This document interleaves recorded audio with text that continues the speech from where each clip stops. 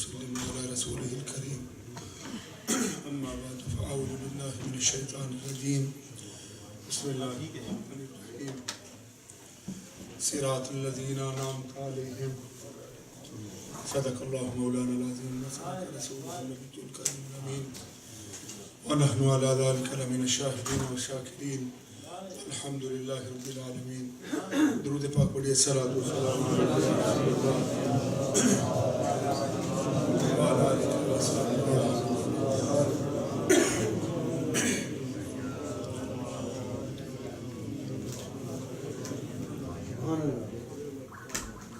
اللہ جل جلالہ ومن والہ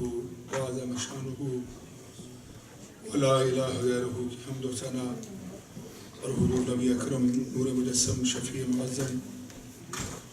امام النبیین قائد المرسلین سلطان داور شافع محشر احمد مرتبہ حضرت محمد مصطفیٰ صلی اللہ علیہ وآلہ اصحابہ مبارک وسلم کی بارگاہ بے کسانہ میں ہدیہ درود و سلام عرض کرنے کے بعد قابل تعظیم و تکریم سادات کرام علماء مشایخ عظام برادران اسلام، اللہ کریم کا شکر ہے جس نے مجھے اور آپ کو اپنے گھر میں اپنے ایک نیک بندے کے ذکر پاک کے لیے جمع ہونے کی توفیق نصیب فرمائی ہے۔ سبحان اللہ، سبحان اللہ۔ اپنی واضح شاہ سے لے کر اب تک حضور کی مدح سے اور حضور کے غلاموں کے ذکر پاک سے اپنی سماعتوں کو منور کر رہے ہیں۔ حضور شیخ الاسلام والمسلمین رحمت اللہ تعالی علیہ آپ کا ذکر پاک کسی کے کرنے یا نہ کرنے کا محتاج نہیں ہے۔ آپ کی ذات گرامی کو کوئی احتیاج نہیں ہے کسی کی، کیونکہ اللہ کریم نے اپنے بندوں کو جو شان اور جو رفعت عطا فرمائی ہے اس میں یہ چیز بھی ہے کہ اللہ کریم اسے سارے جہانوں سے بے نیازیاں عطا فرماتا ہے۔ ہمیں اس چیز کی ضرورت ہے کہ ہم اللہ کے نیک بندوں کا ذکر کریں، ان کی سیرت پاک کو بیان کر کے سن کے اپنی زبانوں میں اتاریں اور اپنے سینوں کے اندر محفوظ کریں چیزوں کو، اپنے عقائد کو اور اپنے اعمال کو انہیں دیکھ کے درست کریں کہ جنہیں اللہ کریم نے یہ شان یہ مقام عطا کیے ان پہ اللہ کریم نے انعامات فرمائے اور ہمیں ان کی راہ پہ چلنے کی تلقین فرمائی، حکم دیا کہ مجھ سے اس طرح بھی مانگا کرو اہدنا الصراط المستقیم، اے اللہ ہمیں سیدھی راہ پہ چلا، صراط الذین انعمت علیہم، اور راہ ان لوگوں کی جن پہ تو نے انعام فرمایا ہے۔ ان انعام یافتگان میں ایک حضرت شیخ الاسلام والمسلمین بھی ہیں۔ سبحان اللہ، سبحان اللہ۔ ان لوگوں کی عظمتوں کا کیا کہنا کہ جن کے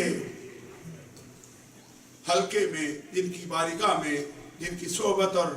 جن کے وصل میں اللہ کریم نے یہ چیز رکھی ہے کہ آنے والا دور و نزدیک سے جب چل کے ان کے پاس آئے تو گناہگار ہو، لیکن جب اٹھ کے جانے لگے تو اعمال صالحہ کی دولت سے مالا مال ہو کے جا رہا ہو، جب آئے تو غیر مسلم ہو، آئے ان کے پاس ان کے چہروں کو دیکھے، ان کی مجلس میں بیٹھے، چند گھڑیاں ان کے پاس بیٹھنے کی برکت کا حال یہ ہو کہ جب اٹھ کے جانے لگے تو اللہ کریم دولت ایمان عطا فرمائے۔ ان لوگوں کی عظمت اور رفعت کا سبب کیا ہے، علت کیا ہے، وجہ کیا ہے کہ ان کی مجلس میں اللہ نے برکت رکھی، ان کی ملاقات میں اللہ نے برکت رکھی، ان کے چہروں کی زیارت میں اللہ نے برکت رکھی، ان کی نسبت میں اللہ نے برکت رکھی، ان کے تعلق میں برکت رکھی. وجہ کیا ہے؟ اللہ کا قرآن گواہ ہے. فرمایا وجہ یہ ہے کہ یہ ساری دنیا سے بیگانے ہو کے میرے حبیب کی بارگاہ میں بک جاتے ہیں. ہم سارے زمانے کو ان کی دہلیز کا مقدہ بنا دیا. ساری برکتوں کے دروازے ان کے لیے کھول دیتے ہیں کہ اب جسے برکت چاہیے ہو وہ ان میرے مقربین کے دروازوں پر آئے. میں اپنی رحمتوں کو بھی تقسیم کرتا ہوں ان کے دروازوں پر, اپنی برکتوں کو بھی لوٹاتا ہوں ان کے دروازوں پر. فرمایا میرے حبیب صلی اللہ علیہ وسلم کی غلامی کی یہ شان ہے کہ جو میرے حبیب کا غلام ہو جائے وہ زمانے کا امام بن جایا کرتا ہے. حضور شیخ الاسلام والمسلمین کی آپ کی سیرت پاک کے کئی پہلو سنیں گے, لیکن ہر عالم, ہر مقرر اور ہر خطیب یہ بیان فرمائیں گے کہ ان کی سب سے بڑی خوبی یہ تھی کہ وہ رسول اللہ صلی اللہ علیہ وسلم کے پکے اور سچے غلام تھے. وہ حضور کے پکے اور سچے غلام تھے. اور سرکار کے غلام کی ایک نشانی یہ ہے کہ وہ حضور کی ہر نسبت کا حیا کرنے والا ہو. حضور کے سچے غلام کی نشانی کیا ہے؟ کہ وہ سرکار کی ہر نسبت کا حیا کرنے والا ہو. آپ کسی بندے سے تعلق ہو, بندہ کہے کہ تجھ سے میرا بڑا تعلق ہے لیکن تیری اولاد مجھے اچھی نہیں لگتی. تجھ سے تعلق بڑا ہے لیکن تیرے بھائیوں سے میں سلام لینے کو تیار نہیں ہوں. تو مجھے اچھا لگتا ہے, تیری تو عزت کروں گا, لیکن جو تیرے پاس آ کے بیٹھے ان کی عزت میں نہیں کر سکتا. تو سمجھنے والا سمجھ جائے گا کہ میرے ساتھ بھی ابھی تک تیرا تعلق استوار نہیں. ایک سمپل سی بات ہے. آج اگر کوئی بندہ ٹیلی ویژن کی سکرین پر آ کے, آج کوئی بندہ اپنی نجی محفل میں بیٹھ کر, آج کوئی بندہ ممبر پر بیٹھ کر اگر یہ کہے کہ ہم رسول اللہ کے تو غلام ہیں, حضور سے تو محبت ہے اور جیسے قرآن نے کہا ویسے ہی محبت کرتے ہیں, لیکن حضور کے صحابہ سے نہیں, حضور کی نعوذ باللہ اہل بیت سے نہیں, علی اعظم باللہ حضور کی بارگاہ میں تو اس طرح بے ادبی اور زبان درازی کہے کہ اگر کسی عورت کو حضور کی مجلس اور صحبت بھی نصیب ہوئی, آقا کریم صلی اللہ علیہ وسلم کی زوجہ کے متعلق یہ بکواس کرے کہ وہ تبدیل نہیں ہو سکتی. میں نے کہا نادان, کتنا بے وقوف ہے تو کہ اللہ کے حبیب صلی اللہ علیہ وسلم کی بارگاہ کا شان تو یہ ہو کہ کبھی پتھروں نے بھی کلام کیا ہے لیکن بارگاہ نبوی میں تو وہ بھی سلام پڑھتے ہوئے نظر آتے ہیں. تجھے مبلغ کس نے بنایا؟ یہ قصور ہے ان کا جنہوں نے تیری تربیت کی کہ ہمارے شیوخ, میرے پیر, میں اپنے مرشد کامل کی بات کرتا ہوں, اللہ کی عزت کی قسم میرے شیخ کا پہلا اور آخری پیغام یہ ہے, میرے پیر کا پہلا اور آخری سبق یہ ہے کہ میرے پاس آنے والوں اگر مومن بن کے جینا اور مومن بن کے مرنا چاہتے ہو تو رسول اللہ کے ادب کا دامن کبھی بھی ہاتھ سے نہ چھوڑو.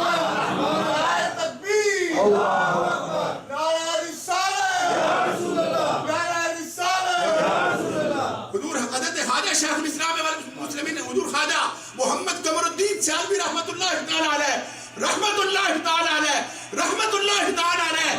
ان کی بارگاہ میں آج ہم بیٹھے ہیں, ان کی یاد منانے بیٹھے ہیں. کہ ابھی حضور شیخ صاحب نے بیان کیا کہ آج 15 صدیوں کے فاصلے پر ڈزنٹ میٹر کہ اس کا چھجرا کیا ہے, آپ کو اس سے کنسرن نہیں ہے کہ اس کا عمل کیا ہے. کسی کہنے والے نے کہا حضور یہ جو لائن میں بچہ آپ سے ملاقات کے لیے کھڑا ہے نا,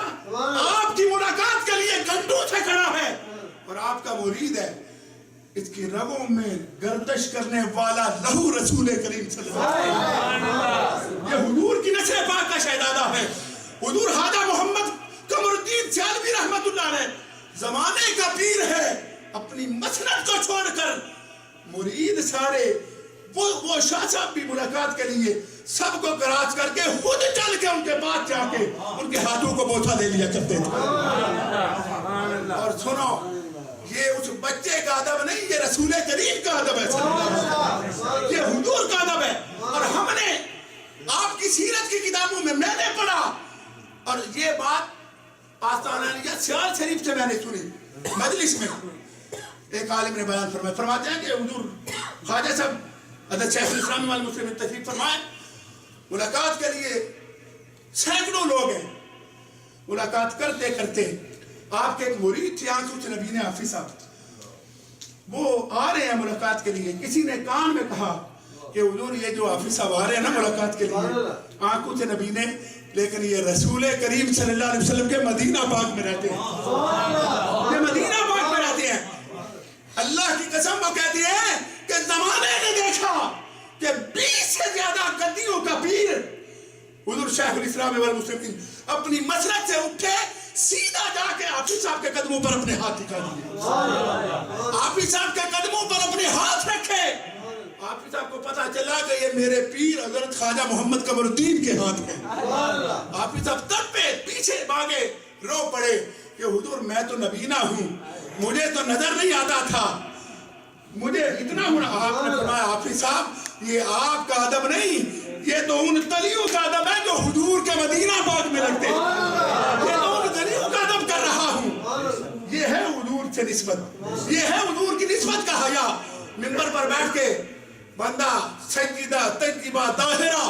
مخدومہ دارین مالکہ فردوس بری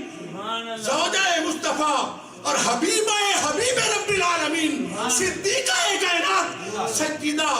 عائشہ صدیقہ بنت صدیق رضی اللہ تعالیٰ عنہ آپ کے متعلق زبان درازی کرے، یہ اس کا قصور اور اس سے بڑا اس کی تربیت کرنے والے کا قصور ہے، جس نے تربیت نہیں کی، ادب کا سبق نہیں دیا، مبلغ بنا کے تو بٹھا دیا منبر پر۔ حضور کے دین تو مذاق سمجھتے ہو، گنڈے بیچو تے آ جاؤ منبر سے، آلو بیچتے چھٹو، ریڈیو تھے سناؤ تے چلو چل کے تبلیغ کریے۔ آقا کریم صلی اللہ علیہ وسلم کی زوجہ محترمہ عام مسئلہ ہے،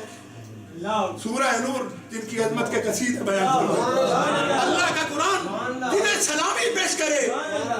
ڈائریکٹ سرکار کی بارگاہ میں جبریل امین جن کے لیے سلامی لے کے حاضر ہو،